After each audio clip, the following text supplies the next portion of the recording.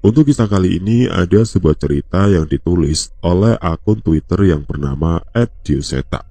Sebelum kita masuk ke ceritanya, teman-teman tekan dulu tombol like video ini dan jangan lupa tekan juga tombol subscribe channel ini dan nyalakan juga lonceng notifikasinya agar tidak ketinggalan cerita-cerita baru dari channel ini.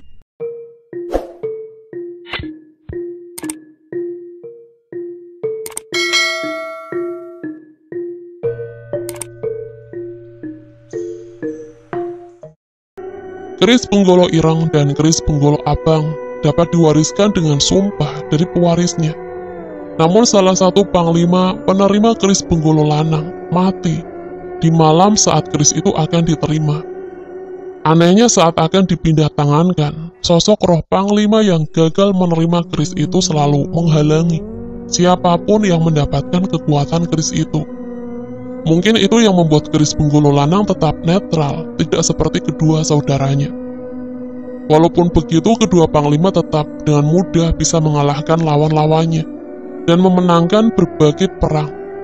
Namun saat perang sudah usai, kedua keris terkutuk itu tetap memaksa kedua panglima untuk membunuh. Saat mereka tidak memenuhi janjinya, sosok penghuni keris itu akan mengambil alih tubuh mereka dan membunuh orang-orang terdekat dari kedua panglima itu.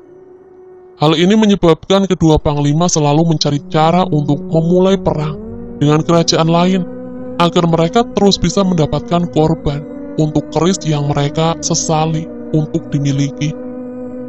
Hingga pada akhirnya mereka berhadapan dengan salah satu kerajaan di wilayah Sentrageni dan berhadapan langsung dengan raja di kerajaan itu, Raja Indrajaya. Raja Indrajaya yang sudah mengerti dengan kekuatan keris itu dan mempersiapkan cara untuk menahan kekuatan keris itu dengan bantuan pendekar kepercayaannya yang bernama Daryana dan bantuan dari pendekar kerajaan Dharmawijaya pada saat itu. Daryana dengan keris Rogo Sukmanya seorang diri bertarung dengan sosok penghuni kedua keris itu, dan Pangeran Dharmawijaya dengan keris Dasa Sukmanya menghadapi kedua panglima.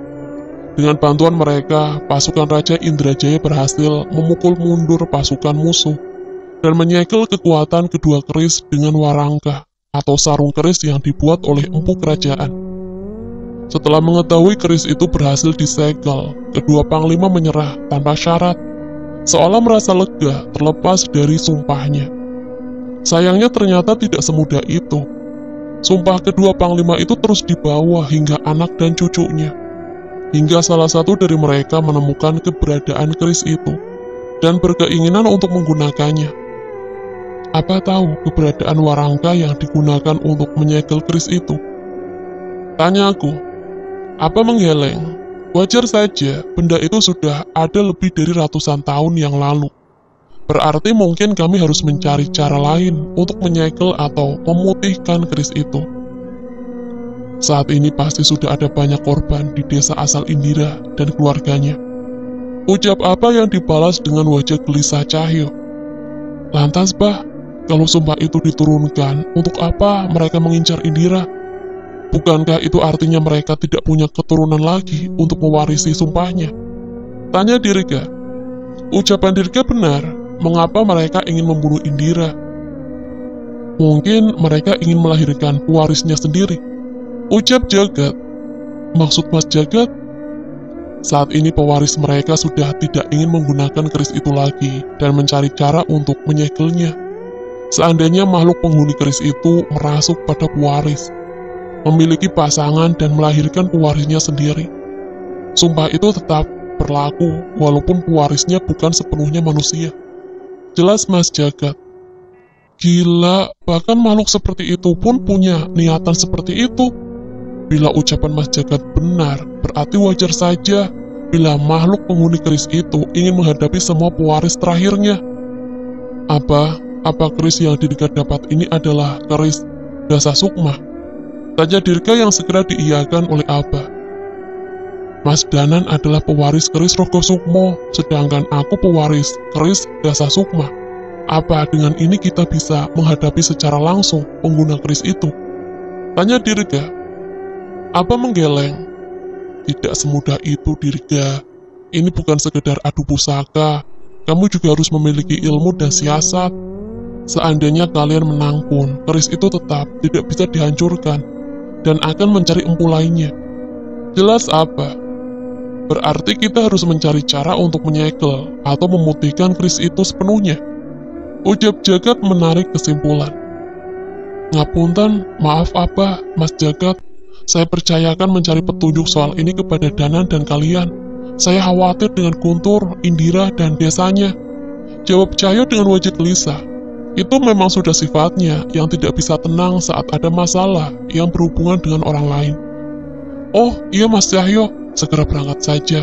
Kalau ada informasi apapun akan kami kabari. Ucap apa?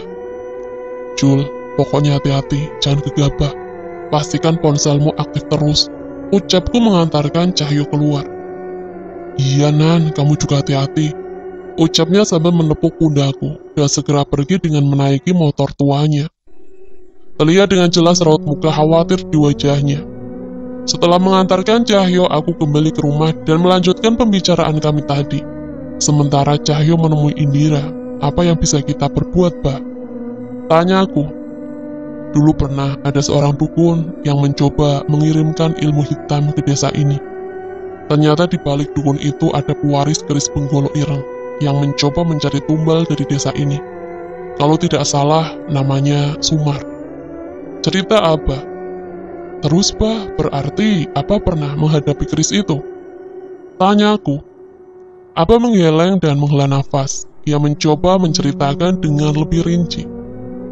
Menurut cerita Abah, seseorang bernama Sumar itu meminta bantuan seorang dukun untuk melepas segel keris itu.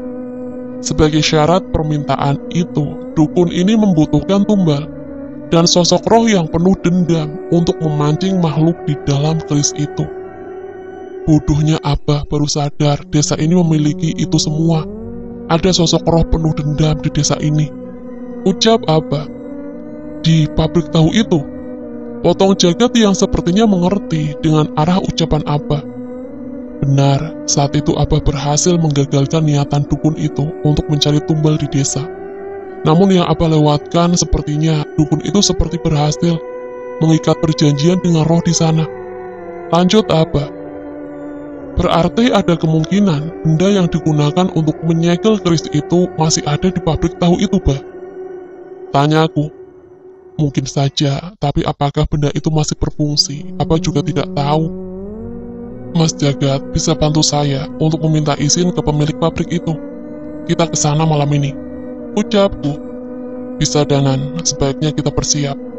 Walau di siang hari, pabrik itu terlihat biasa saja. Saat malam hari, suasana di sana akan berubah drastis. Ucap Mas Jagat. Dari perbincangan ini, aku dan Mas Jagat memutuskan untuk menghampiri pabrik tahu dan mencari keberadaan benda yang pernah menyegel pusaka keris Penggolo Ireng itu. Sementara Dirga dan Abah mencari tahu tentang keris yang baru ia dapat yang mungkin akan berguna nanti. Waktu menunjukkan pukul 8 malam, terlihat lampu-lampu di pabrik tahu itu masih menyala, menandakan masih ada karyawan yang bekerja. Punten Mang Toha, maaf, malam ini jadi ngerepotin. Ucap Mas Jagat pada Mang Toha yang sudah menunggu kami di luar. Gak apa-apa Mas, sekalian Mang Toha juga pengen tahu ada apa sama pabrik ini. Ucap Mang Toha. Atur nuhun lo Mang, nanti segera saya cari tahu. Saya izin untuk memeriksa halaman dulu, nanti saya periksa yang di dalam kalau karyawan sudah pulang saja. Balas Mas Jagat lagi. Sok atuh, kalau ada apa-apa panggil Mang Toha saja di dalam ya. Kami berterima kasih pada Mang Toha dan berpisah untuk memulai pencarian. Secara sekilas saja sudah terlihat dengan jelas ada sesuatu yang tidak beres di pabrik tahu itu. Dari penglihatan kami, bangunan ini dipenuhi oleh berbagai macam roh dan berbagai jenis jin seolah tempat ini memang wilayah mereka sejak dulu. Namun sepertinya tidak ada niatan jahat dari makhluk-makhluk ini. Selain satu sosok yang kurasakan keberadaannya, namun tidak dapat kutemukan sosoknya. Cukup lama kami mencari petunjuk, namun hampir tidak menemukan apapun, selain keberadaan makhluk penunggu pabrik ini. Sesekali aku dan Mas Jagat membacakan doa untuk mereka, berharap mereka bisa tenang. atau setidaknya tidak mengganggu karyawan di sini. Mas Jagat, Mas Danan, kesini ngopi dulu, panggil Mang Toha. Tanpa menunggu lama kami segera menghampiri Mang Toha dan menikmati kopi yang disuguhkan oleh Mang Toha. Gimana Mas Jagat, ada hasil? Tanya Mang Toha. Belum Mang, makhluk-makhluk di tempat ini sepertinya memang penunggu asli tempat ini. Tapi ada sesuatu yang membuat mereka terganggu hingga menampakkan diri. Jelas Mas Jagat. Mas Jagat tahu apa yang membuat mereka seperti itu? Tanya Mang Toha. Aku mengingat sosok yang kurasakan tadi. Samar-samar aku juga melihat sosok seorang perempuan dengan baju berwarna merah. Apa karena sosok roh perempuan itu? Tanyaku pada Mas Jagat. Maksud Mas Jagat roh perempuan apa? Tanya Mang Toha memastikan. Ningsih, Mang Toha masih ingat tentangnya. Tetangga satu desa Dirga dan apa juga. Jelas Mas Jagat. Ternyata itulah nama sosok yang mengganggu indraku selama di tempat ini. Iya, Mang Toha ingat. Tapi ada apa tentang Ningsih? Mang Toha sedikit penasaran. Ia meninggal dengan membawa dendam. Saya belum mengetahui secara pasti, namun sepertinya ada hubungannya dengan garis keturunan Pak Wijaya Kartakusuma. Dan harus garis keturunanlah yang menyelesaikannya. Jelas Mas Jagat. Mang Toha sedikit berpikir, sepertinya ia juga mengetahui sesuatu tentang ucapan Mas Jagat. Maaf Mang Toha, memangnya sosok roh Ningsih ini sering muncul di mana? Tanyaku yang belum menyerah untuk mencari petunjuk. Oh iya Mas, pernah ada karyawan yang melihat sosok roh Ningsih di dekat tumpukan kayu di samping pabrik. Tapi punten, Mang Toha tidak tahu apa yang kalian cari ada di sana. Jelas Mang Toha. Aku dan Mas Jagat saling menatap dan segera menghabiskan kopi ini untuk mengecek ke tempat ini. Kali ini Mang Toha menemani kami menuju tumpukan kayu ini. Mas Jagat ngerasain sesuatu? Tanyaku. Mas Jagat menggeleng, namun ia mengambil dan memandangi sebuah tali yang terlihat berbeda dari tumpukan tali lainnya di tempat itu. Mang Toha, seandainya Mang Toha tahu sesuatu, sebaiknya segera beritahu ke keluarga Pak Jaya yang bisa dipercaya. Sosok roh seperti ini akan mudah dimanfaatkan oleh dukun atau roh jahat. Ucap Mas Jagat tiba-tiba. Ia menggeser beberapa tumpukan kayu dan menemukan sebuah lubang yang tertutup oleh tanah dan berbagai benda secara berantakan. Tangannya merogoh lubang itu dan mengeluarkan sebuah benda menyerupai kain kafan lusuh. Ia merogoh lagi dan menemukan beberapa benda seperti tulang belulang hewan mengerat. Hingga akhirnya tangan Mas Jagat keluar dengan menggenggam benda seperti pecahan warangka atau sarung keris. Danan, ini! Mas Jagat menunjukkan temuannya itu. Iya Mas, benar. Ini yang kita cari. Pantas saja kita tidak bisa merasakan benda ini. Sepertinya dukun itu menggunakan ritual dan benda-benda khusus untuk menyembunyikan keberadaan benda ini, dan agar benda ini kehilangan kekuatannya secara perlahan. Aku mencoba mengutarakan pendapatku sementara Mas Jagat terus mengumpulkan pecahan warangka yang samar-samar memancarkan kekuatan putih walau mulai melemah. Aku mengambil sepotong kain dari tas yang telah kupersiapkan dan mengumpulkan pecahan itu. Mang Toha, sebelumnya ada seorang dukun yang memanfaatkan kekuatan hitam dari dendam Ningsih untuk memancing keluar sosok berbahaya dari keris yang disegel oleh benda ini.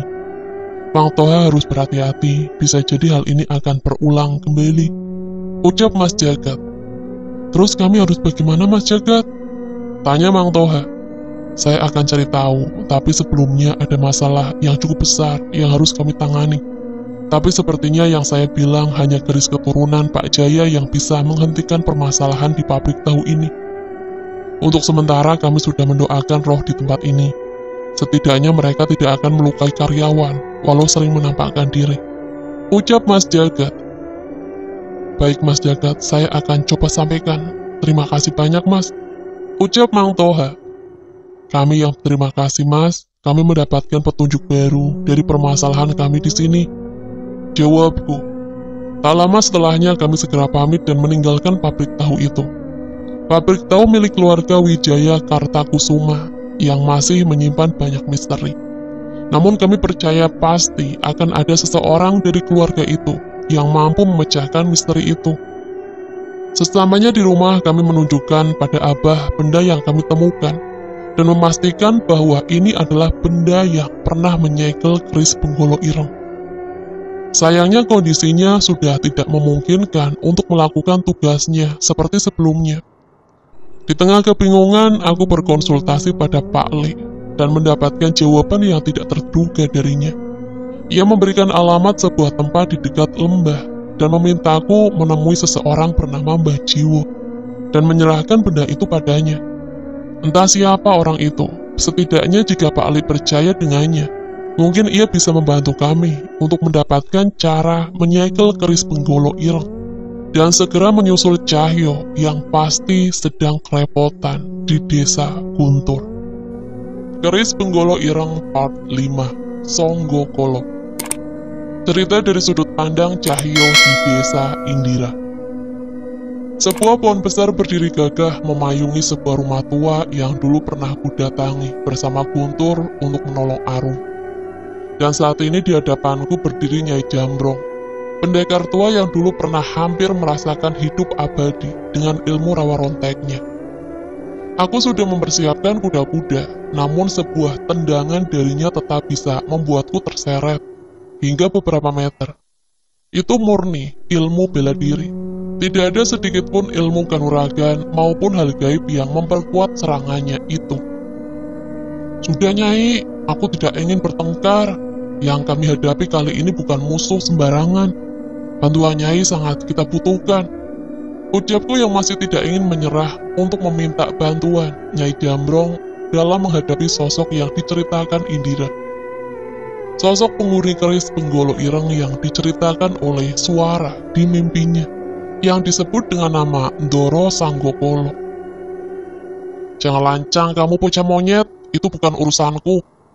Balas Nyai Jambrong yang tetap pada pendiriannya, dan sepertinya percuma juga untuk memaksanya. Wajahnya juga terlihat sangat kesal, seolah memang tidak peduli. Aku cukup kecewa dengan sikap Nyai Jambrong. Kupikir dia sudah banyak berubah sejak kehilangan ilmunya. Saat mengetahui ia menyelamatkan Indira, aku berpikir bahwa ia mungkin akan bersedia membantu kami. Ya sudah, kalau begitu saya pergi. Kalau sampai berubah pikiran, Nyai tahu harus mencari saya di mana. Pergi, yang jauh sekali, gak usah datang ke sini lagi.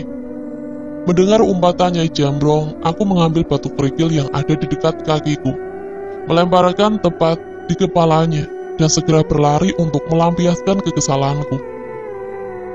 Dasar bocah ketek, kualat kamu sama orang tua, teriak Nyai Jambrong yang ingin membalas lemparanku, namun tertahan karena aku sudah berhasil berlari cukup jauh.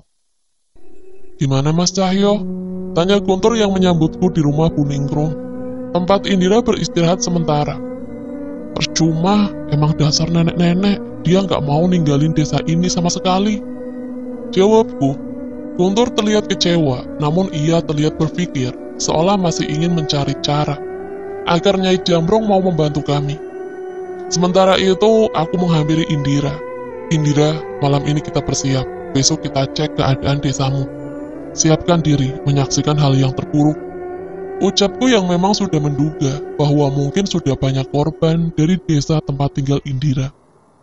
Indira sudah menceritakan semuanya, mengenai bapaknya yang membunuh ibu dan Mbak Yunya, sosok-sosok yang muncul di sekitar bapak, suara yang memberi petunjuk di mimpinya, hingga sosok nenek yang menyerang desa Guntur. Iya Mas Cahyo, cepat atau lambat sepertinya saya harus menghadapi bapak. Jawab Indira yang memaksa dirinya untuk terlihat tegar. Kamu hebat Indira, perempuan lain mungkin sudah gila saat mendapat musibah sepertimu. Ucapku, mungkin ini semua karena Mbok Nasri, tinggal bersamanya membuatku merasa lebih tenang dan menghargai hal-hal yang tersisa di hidup saya. Jawab Indira. Ya, Indira juga menceritakan saat ia ditolong oleh Mbok Nasri yang tinggal bersamanya. Seorang wanita parubaya yang hidup sendiri dengan kesederhanaannya. Mungkin saja ilmuku dan Danan tidak mampu untuk memulihkan trauma yang dialami oleh Indira. Tapi keikhlasan seorang Mbok Nasri dengan kesederhanaannya malah justru bisa menguatkan Indira hingga seperti ini. Ya sudah, sebelum berangkat besok jangan lupa pamit ke Mbok Nasri ya. Ucapku meninggalkan Indira yang dibalas dengan sebuah anggukan. Kamu gimana, Tor? Jadi mau ikut? Tanyaku pada Guntur yang katanya sudah berguru kepada Nyai Jamro dan setidaknya memiliki ilmu untuk melindungi diri. Enggak mas, enggak jadi, aku di sini saja. Jawab Guntur yang berbeda 180 derajat dari sebelumnya. Mungkin ia telah menyadari sesuatu. Pilihan bijak, kamu sudah tambah dewasa. Ucapku mencoba memuji Guntur. Berarti sekarang sudah bisa disebut dukun, kayak Mas Cahyo. Ucap Guntur spontan. Aku segera menoleh ke arahnya dengan wajah kesalku dan melempar sarungku. Siapa yang kamu panggil dukun? Enak kayak. Lah kalau bukan dukun, nyebutnya apa? Tanya Guntur yang aku tahu dengan jelas maksudnya untuk meledekku. Pendekar ketek ala Swetan, Cahyo dari Trah Rojo Bedes. Balasku membalas ledekannya. Tak kehabisan akal, Guntur segera menghampiriku dan menangkupkan tangan di depan kepalanya. Pendekar, izinkan aku bergabung dengan Trah Rojo Bedes. Saya pastikan Trah kita akan menguasai tanah Jawa. Ucapnya, menirukan suara-suara pendekar di film-film kolosal. Oke teman-teman, sekian untuk cerita kali ini. Bagaimana menurut kalian tentang kisah ini? Tulis komentar kalian di kolom komentar. Dan bagi teman-teman yang baru bergabung, jangan lupa untuk like, komen, share, serta subscribe channel ini. Dan nantikan kisah-kisah horor lainnya. Wassalamualaikum warahmatullahi wabarakatuh.